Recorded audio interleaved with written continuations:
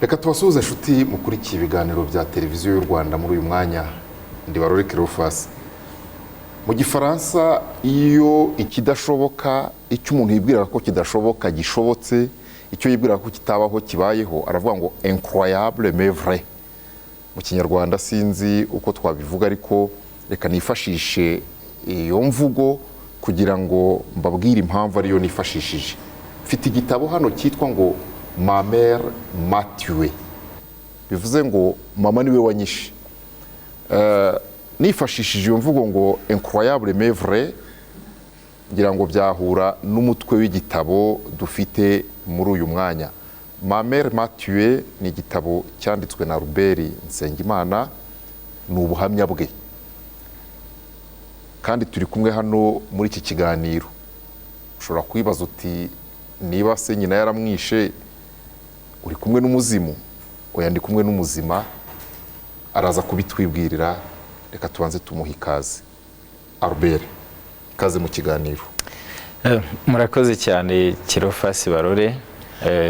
Banje kubashimira kubw'ubutumire bwa RBA. Ndishimye cyane kuba ndi hano kugira ngo nsangize ubuhamya bw'ibyambayeho n'ibyabe ku Banyarwanda bose mu 1994 Jenoside ikorerwa Abatutsi mu Rwanda. Ma mère m'a tué ni umutwe w'igitabo uteye ubwoba ubwabyo kumva, nubwo byanditse mu rurimi rutari Ikinyarwanda, ariko yavuze ngo mama yaranyishe. Mbere na mbere turabigeraho. Uvugwa ni wowe. Uvugwa muri iki gitabo ni jyewe. Umubyeyi uvugwa ko yishe umwana we ni uwawe? Ni umubyeyi wanjye umbyara. Urakoze cyane. Ubwo tubivugiye ku batazasoma igitabo, ariko nibura yabona n'iyi titre akamenya ko ibivugwa ari ubuhamya bwawe. Watekereje ute rero, kuko ni igitabo gisohotse vuba aha nyuma y'imyaka 25 Jenoside yakorewe Abatutsi mu Rwanda ibaye ihagaritswe, ubu buhamya buvuga ibintu bikomeye nk'ibi, kuki wabugumanye igihe kirekire? Utekereza kubwandika noneho ubwo byakujemo gute? Gutekereza kwandika iki gitabo, mbere na mbere byabanje kungora, kuko nk'uko kimeze iki gitabo n'umutwe wacyo, usibye n'igitabo n'ubuhamya ubwabwo bwanjye bw'ibyambayeho, n'ubuhamya butoroshye. Ntekereza kwandika iki gitabo, mbere na mbere nasohoye inkuru muri New Times ivuga ubuzima bwanjye, témoignage yanjye, ibyambayeho muri Jenoside yakorewe Abatutsi muri 1994. Noneho mvugana n'umunyamakuru wo muri New Times, abicishaho nka article ivuga ubuhamya bwanjye, ariko ishaka nanone ubufasha bwo kugira ngo ubuhamya bwanjye mbwandikemo igitabo cyangwa se mukoremo na filime documentaire. Haza kuza umunyamahanga wo mu Canada witwa Helena, aza gusoma muri New Times, hanyuma aravuga ati uyu mwana nzamufasha. Ntiyaranzi, nanjye sinari muzi, yemera kuzamfasha, araza turaganira. Yagusomeye he? Yari hano mu Rwanda? Yarari muri Canada. Yasomye article ijyanye n'ubuhamya bwanjye muri New Times, yemera kuzamfasha, ari naho haje kuva yuko twandika iki gitabo cyiswe Ma mère m'a tué. Aha, Hélène Sir yaragufashije, aranabivuga mu mpapuro zibanza ko nawe yasomye ubwo buhamya bwawe. Ariko noneho wandika iki gitabo, cyangwa se unatekereza kugikinamo filime, ubwo buhamya watekerezaga kububwira abandi kugira ngo bubafashe iki? Mbere na mbere nkitekereza kugira ngo ubuhamya bwanjye mbusohore, nagira ngo bufashe Abanyarwanda n'abanyamahanga. Mu by'ukuri nagira ngo nanagaragaze ubukana jenoside yakorewe Abatutsi mu Rwanda, ubukana jenoside yakoranywe, aho umubyeyi yihakana umwana we, aho umubyeyi afata umwana akamujyana ngo bamwice kandi ari umwana yibyariye, ari amaraso ye. ntago ari ibintu byari byoroshye na gatoya. Ikindi nagira ngo Abanyarwanda n'abanyamahanga mu by'ukuri bamenye aho u Rwanda rwaturutse, aho rugeze ubu ngubu, kuko iki gitabo cyanjye kiri mu byiciro bitandukanye. Harimo ubuzima bwanjye mbere ya jenoside, muri jenoside nyirizina, noneho n'ubuzima bwanjye nyuma ya jenoside. Ku rupapuro rwa 16 uravuga ngo uhuye n'uyu munyakanadakazi maze gusoma iyo nkuru yo muri New Times, yaje kureba uyu mwana, hanyuma amutumaho, barahura, ngo arakubwira ngo dis-moi où et comment je peux t'aider car je n'en ai aucune idée. Ngo yarakubwiye ngo mbwira aho wumva nagufasha n'ibyo wumva nagufashamo, kuko ngiye ndumva ashaka kugufasha ariko sinzi icyo ukeneye. Hanyuma arandika aravuga ngo et Albert me répond si simplement et spontanément. Le seul fait de l'écouter et d'être son ami lui suffit amplement. Il ne me demande ni argent ni action, juste de le considérer humainement. Wenda kuba dukurikiye batumva igifaransa, aravuga ngo mubwiye ngo urashaka ko nkufasha iki, ngo yarambwiye ngo byonyine kuba nteze amatwi birampagije. Uyu muzungukazi akavuga ati ntiyansabye amafaranga, nta n'ikindi gikorwa yasabye kumukorera, yarambwiye gusa ngo nimuha agaciro nk'umuntu. Albert, icyo gihe ko wumva wari ufite umushinga wo kuba wakora filime documentaire cyangwa se no kubyandika, kuki ubonye umuterankunga ntumusaba amafaranga? Nibyo koko nari mfite uwo mushinga, ariko icya mbere nari nkeneye mbere na mbere kwari ukubanza kugira ngo mbanze nkire mu mutima wanjye. Ntago icya mbere nari nkeneye cyari amafaranga kugira ngo umutima ukire. Nari nkeneye mbere na mbere umuntu ntega amatwi, akanyumva, ndetse kugira ngo mbashe no kwirekura bya bindi byose bindimo mbisore, mbibwire n'Abanyarwanda n'abatabizi n'abanyamahanga babimenye. Ntago ubundi mu muco w'Abanyarwanda cyane, Abanyarwanda turiyubaha, Abanyarwanda nubwo twabuze ababyeyi tukiri bato, ariko ntago uwo muco wo kugenda dusabiriza tuwugira. Hanyuma ariko mu gitabo cyawe uravuga ngo je suis né dans une famille dont les parents n'appartenaient pas aux mêmes ethnies. À ma naissance, il y avait 3 groupes ethniques. Urazivuga, ukavuga amazina ya mon père s'appelait André Mutabaruka et était Tutsi, tandis que ma mère s'appelait Virginie Nyiramanenge et était Hutu. Je suis né dans une famille de 9 enfants, tous des garçons, et j'étais le 7e. Uri Nyandwi. Oui.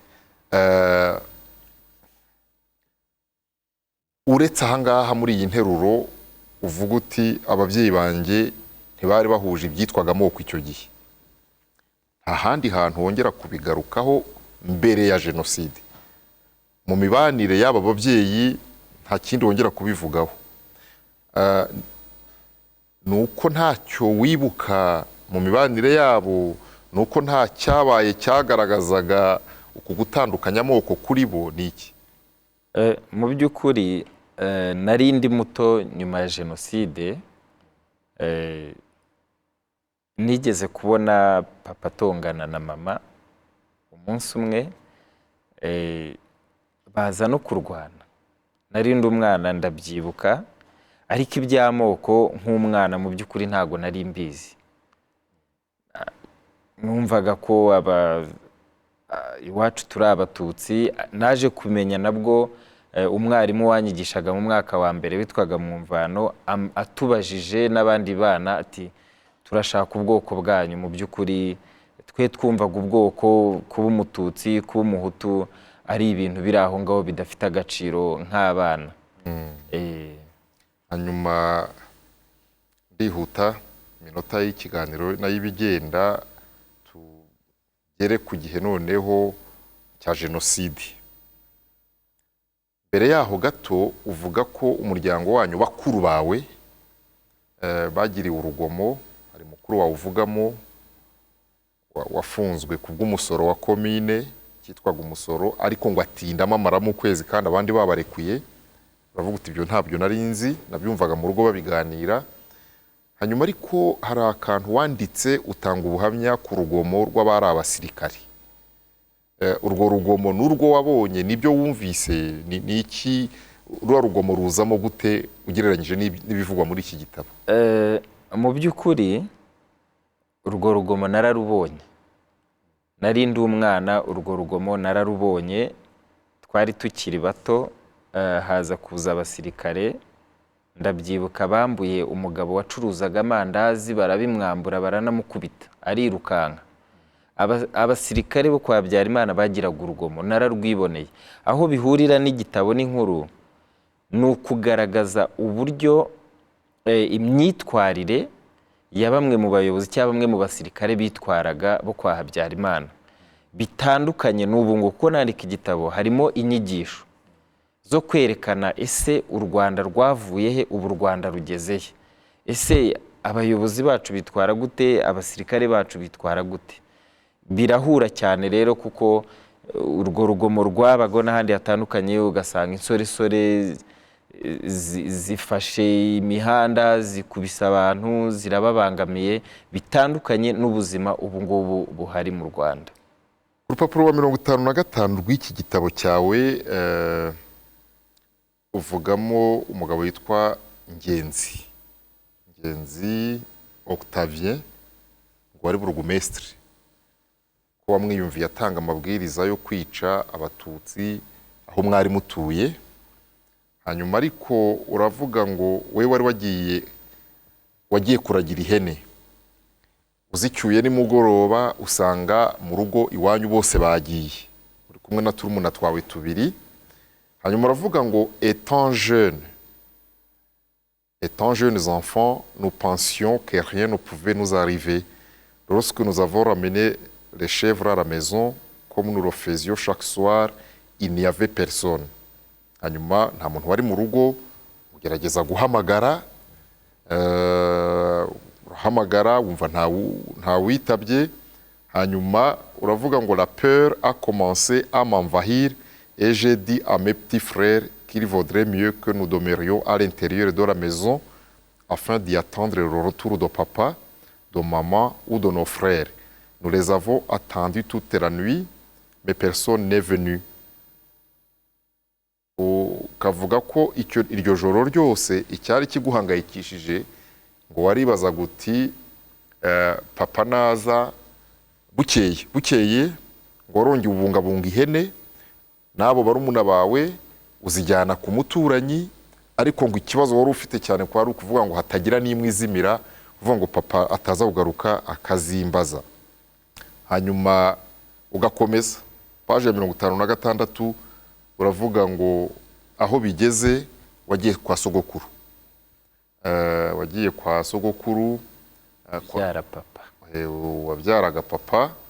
Hanyuma ngo ugezeyo waranditse uravuga ngo je voulais lui confier notre bétail, ngo nashakaga ko ayo matungo nyamuha akayamenya. Arangije ngo arakubwira ngo mon cher petit, oublie les bêtes, trouve plutôt un endroit où vous pouvez vous cacher parce que le sort des Tutsis est celui des damnés. Akubwiye aya magambo noneho saza nakubwiye ati rero iby'ihene zikongera kuguhangayikisha ikibazo ubu ahubwo niwe ukwiye kureba aho wihisha n'abarumuna bawe. Aya magambo yakubwiye warayumvise? Narayumvise. Twari turi kumwe n'abarumuna banjye babiri. Ayo magambo ndakeka ari nayo ya nyuma ngira ngo sogokuru yavuze. ashobora kuba ari igihe muntu wa nyuma namubonye mbere yo kwicwa. ihene waje kuzireka? Yego, ihene naraziretse. Uragenda uhungira na ba barumuna bawe, ujya gushaka aho mama ari, nawe yari yaragiye iwabo. Ugeze iwabo niho nshaka noneho, kuko ni naho hari umutwe w'iki gitabo uvuga ngo ma mère m'a tué. Ugeze iwabo kwa sogokuru ubyara mama, ugezeyo ntabwo abantu bose bazasoma iki gitabo, dutekerereze. Muratungutse na turumuna twawe, tubwira uko mwakiriwe. Ndabyibuka nafashe, mbonye ko sogokuru ambwiye gutyo, nafashe barumuna banjye babiri, umwe ndamuheka w'imyaka 3 w'imyaka 5, mufata akaboko turagenda. Twaciye mu nzira bari batangiye kwica, harimo imirambo, harimo iki, ariko tugera kwa nyogokuru ubyara mama. Tugezeyo nasanzeyo bakuru banjye bandi, ukuyemo abari bagiye mu kiliziya i Kabarondo hamwe na papa. Ariko mpageze nabajije mama nti kuki mwadusize? Araceceka ntiyagira ikintu ambwira. Umva yuko ibyo ari byo byose harimo ikibazo. Bakuru banjye bo bari babirukanye babwira ngo ntibashaka inyenzi, ngo ntibashaka ngo abatutsi, ngo bajye ahandi. Ariko hari musaza wa mama wari interamwe yaravuze ngo nabasanga aho ngaho arabiyicira we ubwe. Ibaze kugira ngo abantu bahungire kwa nyirakuru ubyara nyina, babange babirukane ngo nuko ngo ari abatutsi, ngo ni inzoka nibagende. Noneho hiyongeraho basaza ba mama, abana yarabereye nyina wabo, abo yarabereye nyirasenge, benshi bari interahamwe. Baratwirukana, batwirukanye tujya gushaka ahandi twihisha. Ntabwo byari byoroshye, duca mu nsina, duca mu mashyamba, tugera ku mugabo wari warabyaye papa mu batisimu witwa Rugomero. Ukiri aho ariko babirukanye, uhageze waranditse uravuga ngo nabajije mama ngo mama kuki mwahunze mudusize kandi twashoboraga gupfa? Ngo araceceka. Yego. Abandi nibo bababwiye rero ko batabashakaho? Nabajije mukuru wanjye wari urimo mukuru, ndamubaza niko mbona musa nkaho mutishimye, ko mbona muraka. Ati bamaze kutwirukana. Ati batwirukanye. Ntise kwa nyogokuru utubyara, nyogokuru ubyara mama, ahantu twari dusanzwe tuza batwirukanye? Ati cyane. Ati n'uwitwa mukuru arinda marume wacu, ati yavuze ngo naza akadusanga hano aratwitemagura, aratwiyicira. Ariko ukavuga ko nyogokuru mama ntacyo yavuze. Ndasoma papuro rwa 60. Hanyuma ngo nyogokuru afata ijambo aravuga ngo allez-vous-en mes enfants à la rencontre de votre mort. Ngo mugende mupfe neza. Iko yababwiye. Ati mugende mwihangane mupfe. Aho rero niho ukomereza igitabo cyawe ukajya kwa Kananura. Kananura uyu nguyu uramuvuga, niwe wari warabyaye muri batisimu. Kananura yari ni mubyara wanjye. Bamaze kutwirukana kwa nyogokuru ubyara mama, twagiye kuri uwo mugabo wari warabyaye papa mu batisimu. Tugezeyo tumusaba imbabazi, apfa kuduhisha ijoro rimwe.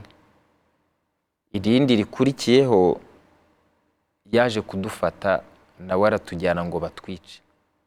Ariko ufasha abakurikiye iki kiganiro, muvuye kwa nyogokuru ubyara mama, ni wowe nandi kuko hari abasigayeyo? Hari abasigayeyo. Ukurikije uko igitabo cyawe kivuga.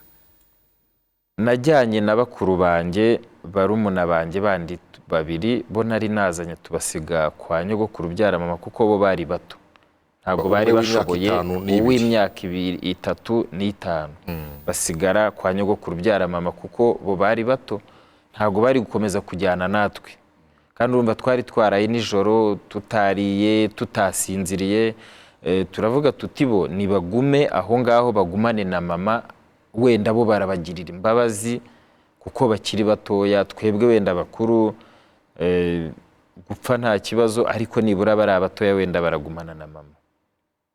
Twabasizeyo njyana na bakuru banjye bandi 4 tujya kwisha k'uwo mugabo, araduhisha, turaza ahantu habi mu kiraro habi. Ndabyibuka baduhaye n'ibijumba bitagira n'agasupu. Ku munsi ukeye nibwo yaje kudufata nawe ati muze mbajyane bajye kubica. Arabajyana, aradutwara, tutari twahagera wa mukuru wanjye wari urimo mukuru amusaba imbabazi, aramubwira ati tubabarire, amaraso yacu atazakubarwaho. Wanywanye na sogokuru, wanywanye mwahanye igihango, none nudutwara bakatwica, amaraso yacu azakubarwaho. Arabyemera, ariko abyemera tumuhatirije, tubona ko nta handi dusigaje. Mukuru wacu wundi aravuga ati muze tujye kwinginga bwa nyuma, tujye kwinginga kwa nyogokuru ubyara mama na mama, none tubinginge bwa nyuma turebe yuko nibura batugirira imbabazi bakaduhisha. Twagezeyo barumuna banjye 2 ndababona bagihari bakiriho, noneho baratubwira bati mugende, n'ubundi mugende mugiye gupfa, mugiye gupfa, ntago tukibakeneye. ariko iyo disikuru na mama yarayivugaga. Babyara mama we yari yicaye hariya, nta jambo na rimwe yatubwiye, nta jambo na rimwe yavugaga, yari yicaye hariya. Ariko icyo nibuka, mukuru wanjye mukuru yaramubwiye ati mama wadusabiye imbabazi, aramwihorera, araceceka. Byara bacu, nyogokuru n'abandi bose bari nibo bavuga ati ntitubashaka hano, mugende, atahubwo turabiyicira. Nta kindi twakoze, twabonye ko nta handi dusigaye, nta wundi dusigaranye, umuryango twari dufite watwirukanye, dufata inzira tujya ahari iwacu. Ariko baratubwira bati mugende mupfe neza. Murumuna wa mama wari umubyeyi nawe niwe watugiremo imbabazi gato, ati mugende mwihangane mupfe kigabo. Niryo jambo yatubwiye. Nshuti turi kumwe muri iki kiganiro, Ma Mère m'a tué, igitabo cya Ruben Nsengimana, arakomeza muri icyo gitabo avugamo iby'urugendo, ko bakuru be bishwe, ko se yishwe n'ubu akaba atazi aho yaguye, ariko we noneho akagera ubwo yigarukaho. Muri uko kuzerera bakuru be bamaze gupfa, yaragarutse agaruka kwa nyirakuru aho nyina yarari, ngo ahagere. Ndabisoma kuko yarabyanditse.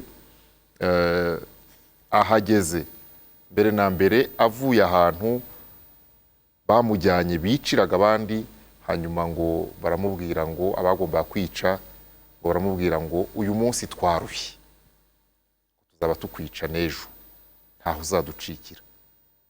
Haza kuza umugore ngo aravuga ati ariko nta bwenge ugira, wanyereye. Muri uko kunyerera nibwo wasubiye nanone kwa nyogokuru. Ugezeyo rero, ugezeyo bazabisome ku rupapuro rwa 67, 66 abazashobora gusoma iki gitabo. Wagezeyo uhahurira n'amakuru, uravuga ngo il devait être 14 heures lorsque je suis parti en direction de la maison de ma grand-mère. Jusque-là, je n'avais aucune idée de ce qui était advenu de mes 2 petits frères qui étaient restés chez elle avec notre mère. À part mes 4 frères dont j'avais été témoin d'affreux assassinats, je n'avais pas de nouvelles du reste de ma famille, mon père, mes 2 grands et 2 petits frères. Je voulais aller vérifier si mes petits frères étaient toujours vivants et en sûreté. Ruvuga ko hagana mu masaa 8 yasubiye kwa nyirakuru, ariko cyane cyane washaka kumenya niba barumuna be baba bakiriho ndetse n'abakuru be. agezeyo rero uravuga ngo je voulais aussi dire à ma mère ce qui était arrivé à mes autres frères. Nashaka no kubwira mama kumubikira ko bakuru banjye bapfuye. Urandika uravuga ngo à mon arrivée mpageze j'étais totalement épuisé et j'avais extrêmement faim et soif. Nari nshonje kandi naniwe bikomeye. J'ai trouvé ma cousine au premier regard et elle m'a dit.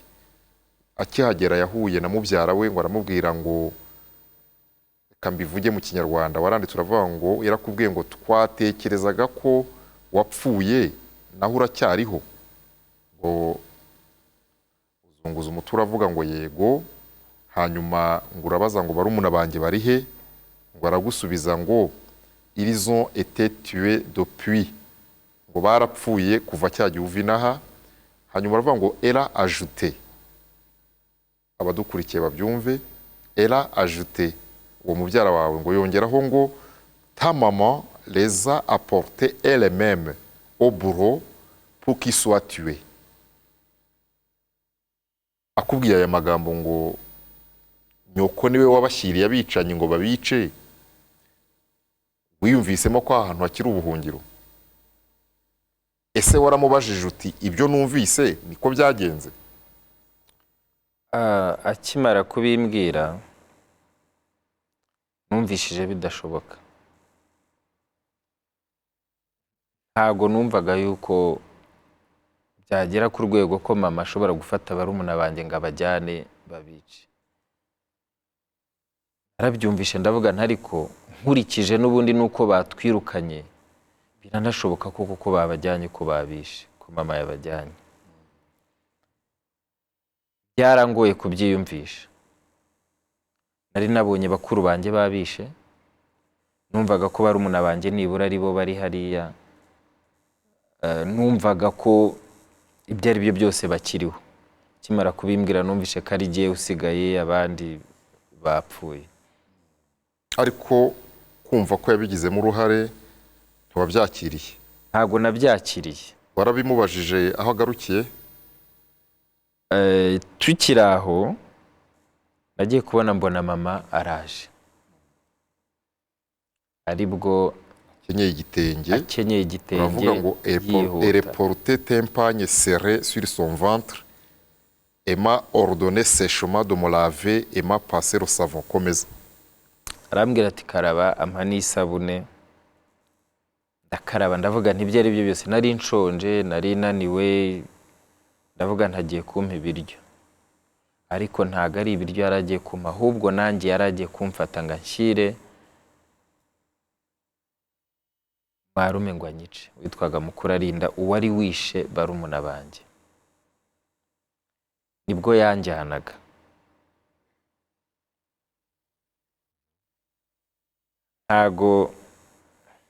Ntago byari byoroshye kubona mama anjyana. Numvaga ko atanjyanye ngo banyice, ahubwo anjyanye nibura agiye kubabwira ati akangaka niko gasigaye, ni mukareke kabeho nibura ngira akana sigarana. Ariko ntago ariko byari bimeze, ahubwo abwiye mubyara wanjye ati mperekeza turagenda, aranjyana ngo nanjye banyice. Ari naho havira izina Mameri Matiwe.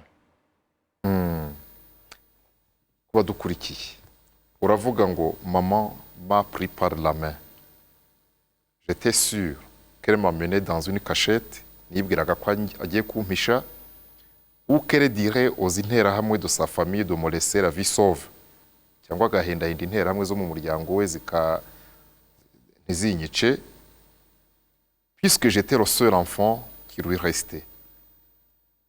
Ninjye mwana wenyine yari asigaranye. Gakomeza. Je n'ai pas échangé un seul mot avec elle. Mugendana ntacyo mwavuganye.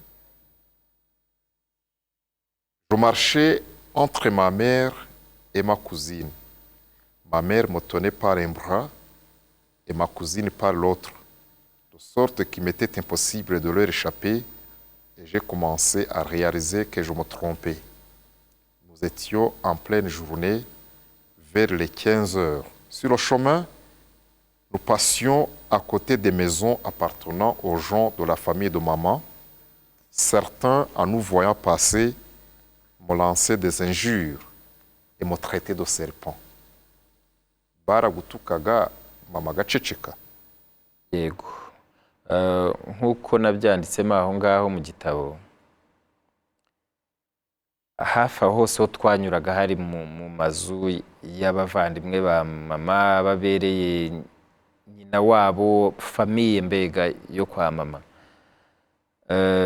Twaragendaga, bamwe bakavuga ubwo harimo babyara banjye bandi bo muri basaza be bandi ko bari bafite umuryango munini, bakavuga ati genda bakwice wowe uri inzoka, ati abatutsi Imana yabatanze, Imana abatutsi yabatanze ngo bapfe, ati genda nawe bakwice.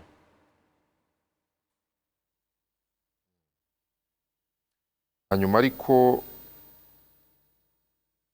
kongera ukagaruka kuri indi jambo aho wavuze ngo j'observais ma mère, la femme qui m'avait mis au monde, et je me disais dans mon cœur, ma propre mère est en train de me livrer à des bourreaux pour qu'ils me tuent. Dieu a vraiment abandonné les Tutsis. Dieu nous déteste. Il ne me reste rien dans la vie. Je ne vaux plus rien. Je suis devenu comme fou. Je ne regardais plus le chemin. C'était comme si j'avais perdu la tête. Je priais intérieurement. Mu by'ukuri akujyanye akaba gushyikiriza ntacyo bo bamubajije. Twaragiye tugeze hafi y'aho ngo bagombaga kunyicira, mama abaza abantu bari bararamubaza, arababaza ati abicanyi bari hehe, ati Mukurarinda ari hehe ngo aze anyicire n'uyu nguyu. Ariko Mukurarinda ntago yari aho hafi, yari inyuma ari kumwe n'abandi barimo barya ibyo basahuye, inka, barimo bagabana n'imitungo y'abatutsi basahuye. Mama yarankomezanyije imbere gato anjyana kwa murumuna wa Mukurarinda. Tugezeyo, murumuna Mukurarinda yitwa Segatare, ashobora kuba ariho ubu ngubu. Aramubaza ati Mukurarinda ari he ko muzaniye Albert nawe ngamwice? Ati nta ntikena, ati nawe ni mumwice. Arangije Segatare aramubwira ati nawe uramuzanye ngo bamwice? Ati yego ndamuzanye ngo bamwice, ati munshakire Mukurarinda aze amwice. Narabyumvaga ariko n'ubundi nari meze nk'uwapfuye, kuko siniyumvishaga uburyo mama ari wunzanye. Numvaga ubwenge nasaga nko nabutaye, kumva ko ngiye gupfa, ndimo nsenga amasengesho ya nyuma mvuga nti Mana nimba ngiye gupfa unyakire. Nari nabonye bakuru banjye uburyo babatemaguye, nkavuga ntubu nanjye niko bagiye kuntemagura. Ntabwo byari byoroshye, ntabwo byari byoroshye. Ndabyibuka bampaye n'icyayi cya mukaru kirananira, ndavuga nti n'ubundi se murampe ibyiki n'ubundi ko ngiye gupfa.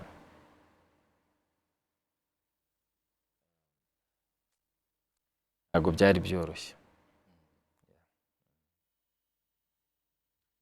Byari byoroshye. Ariko wandika iyi mirongo subiramo, wandika noneho iki gitabo ukagera aho hantu, ubwo byarakoroheye? Ntabwo byanyoroheye. Nk'uko nabyanditse mu gitabo, ndimo nandika ngeze aha ngaha narariraga. Nanditse iyi mirongo ndira, n'impapuro nandikagaho zaratose kubera amarira, kuko narongeye nsubira muri bya bihe.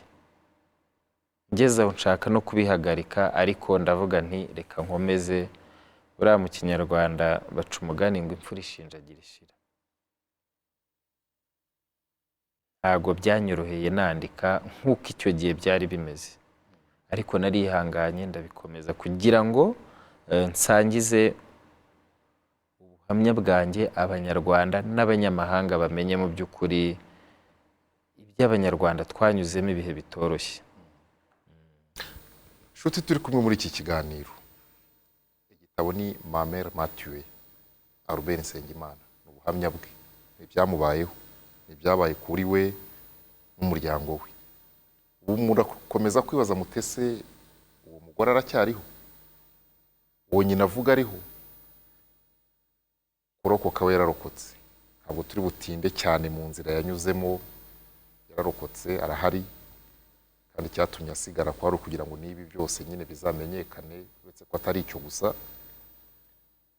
ariko nicyo gisubizo cyangwa nicyo kibazo wibaza ntabwo yancika ntakimubajije. Ariko na mbere uko nkimubaza, ku rupapuro rwa 84 cyangwa na mbere yaho avugamo ko amaze kurokoka yabayeho ataye umutwe, yibera mu bihuru, abaho abonye hose, ubuzima n'agaciro kabwo yumva ntacyo bumaze. Hanyuma rero yaje guhura na nyina. Guhura na nyina arabivuga muri iki gitabo. Hanyuma abana nawe arahari ngo abyivugire. Abanye mute mbere yuko afungwa, kuko no gufungwa urabivugamo. Nyuma ya jenoside na nyuma y'urugamba rwo kubohora u Rwanda, RPF imaze kubohora u Rwanda, nta handi nari mfiteho kuba. Nabanye na mama nyuma igihe gito, ariko n'ubundi twabanaga, n'ubundi namureba nkahita mubonamo ishusho y'umwicanyi. Kuko hari igihe numvaga nshaka kubaza ni mama kuki watwe barumuna banjye bakabica nanjye ukanjyana, ariko nkavuga nti oya, nzaba mbimubaza nkabona nta n'igisubizo yampa. Twabanye igihe gito mbere y'uko afungwa, ariko n'ubundi twabanaga, ntamwiyumvamo, nkahagera gusa ninjoro nje kuryama, ubundi nkigendera. Urakoze uti ntamwiyumvamo. Ku rupapuro rwa 85 urandika ngo hari bene wanyu bo kwa so bavuye i Kigali, baraza ubaha ubuhamya nk'umwana uvuga ibyakubayeho, hanyuma ariko uvuzemo uruhare rwa mama mu kukujyana no gutwara abo barumuna bawe bakuru bawe, bo babona ko igikenewe ari ubutabera. Urandika uravuga ngo naïvement je leur ai raconté tout ce que je savais, et donc la façon dont ma mère avait livré mes petits frères pour moi-même, pour nous faire massacrer. Ils sont repartis, mais sont revenus plus tard. Ils m'ont dit, ta mère a également participé au génocide. C'est pourquoi elle ne veut pas nous raconter ce qui s'est passé afin de nous empêcher de poursuivre les assassins des enfants de notre frère et de notre père.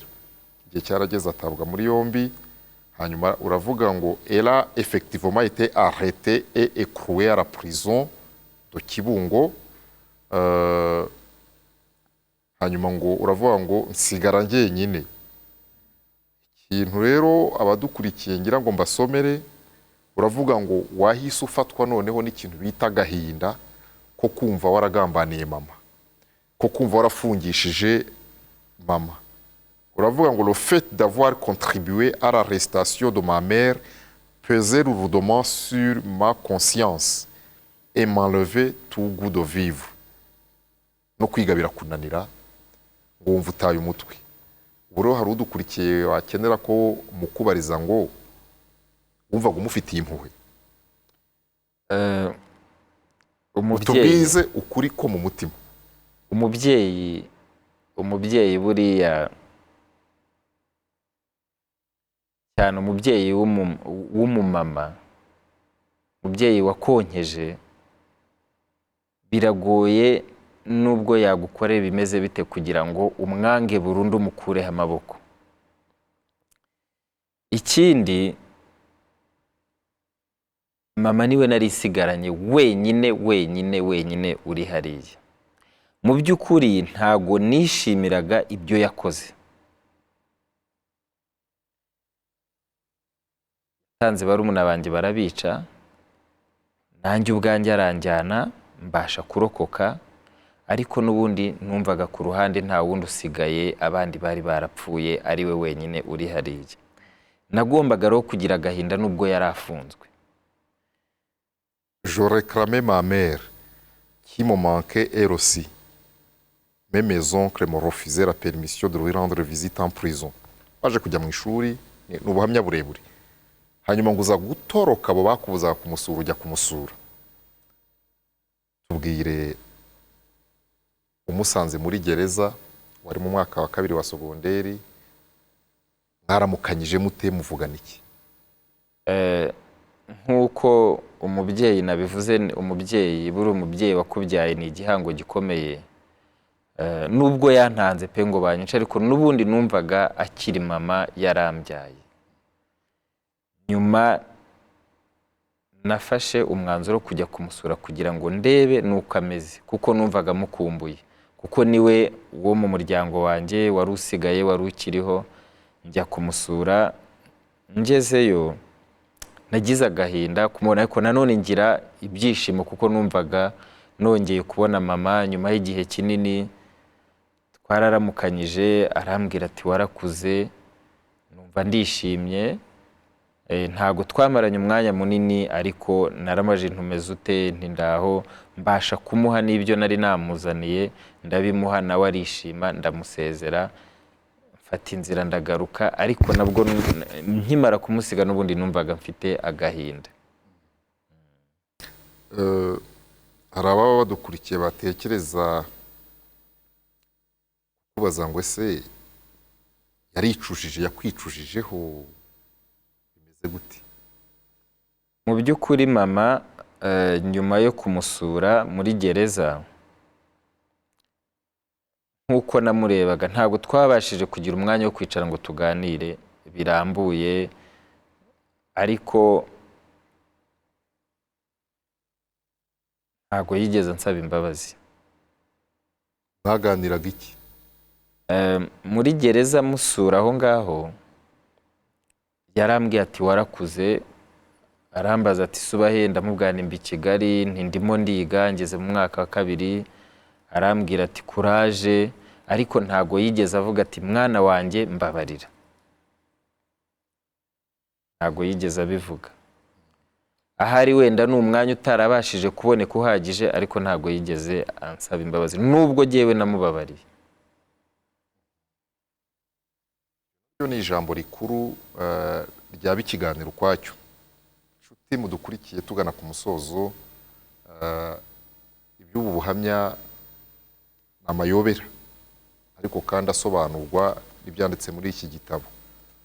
Urashobora kuba ukomeza kwibaza ngo none se ariho, none se aracyari muri gereza, none se uracyamusura? Yaje kuyivamo. Paje 107 abazasoma iki gitabo bazabihasanga. Yaje gufungurwa, ariko bivuge. Narabisomye naha ndabifite, ariko bivubwira abadukurikiye. Yaje gufungurwa, afungurwa n'imbabazi za nyakubahwa Perezida wa Repubulika. Ubwo Perezida wa Repubulika yatanze imbabazi ku bana bakoze jenoside ariko bari bafite imyaka mike, ndetse n'abari bashaje nabo bakoze jenoside. Aza kurekurwa n'izo mbabazi, baramurekura, hanyuma agaruka mu cyaro, aba muri famiye za hafi zo yavukagamo. Nyuma yaho aza kurwara, ariko yavuye muri gereza afite trauma, birumvikana ko yari yarabuze abana be, yarabigizemo n'uruhare. Aza kuva muri gereza afite ikibazo cya trauma, nyuma aza kurwara arapfa, yapfuye nyuma y'umwaka umwe afunguwe. Ntawe ukiriho rero, yarapfuye, yapfuye avuye muri gereza. Nshuti turi kumwe muri iki kiganiro, kuri urupapuro rw'107 avuga iby'ifungurwa rya nyina yaranditse ngo et puis un jour j'ai reçu une bonne nouvelle, ma mère avait été libérée. Kuri we yari inkuru ikomeye cyane kubera ko ngo yari yaragize nawe kumva afite icyo bita mu gifaransa remords, cyangwa se kumva afite ipfunwe yishinja ko yagize uruhare mu ifungwa rya nyina. Abibutsa ko iki gitabo yacyanditse avuga ubuhamya bw'umwana w'imyaka 7. Icyo gihe ibyo yabikoze afite imyaka 7, imyaka 8 uko bimeze. Hanyuma uravuga ngo ma mère était dans la catégorie des malades et personnes âgées nkuko ubivuga. Hanyuma ngo dès que j'ai appris la nouvelle, je me suis arrangé pour obtenir un billet d'autobus et je suis allé lui rendre visite. Umenye ko yafunguye agiye kumusura. J'étais heureux de la revoir, mais attristé de constater qu'elle ne voulait toujours pas me parler. Nous avons échangé à peine quelques mots et m'a paru encore plus éprouvé et affaibli par l'âge et la maladie que la fois précédente et me semblait vraiment traumatisé. Avait peur de moi et je lisais dans ses yeux la honte de ce qu'elle avait fait.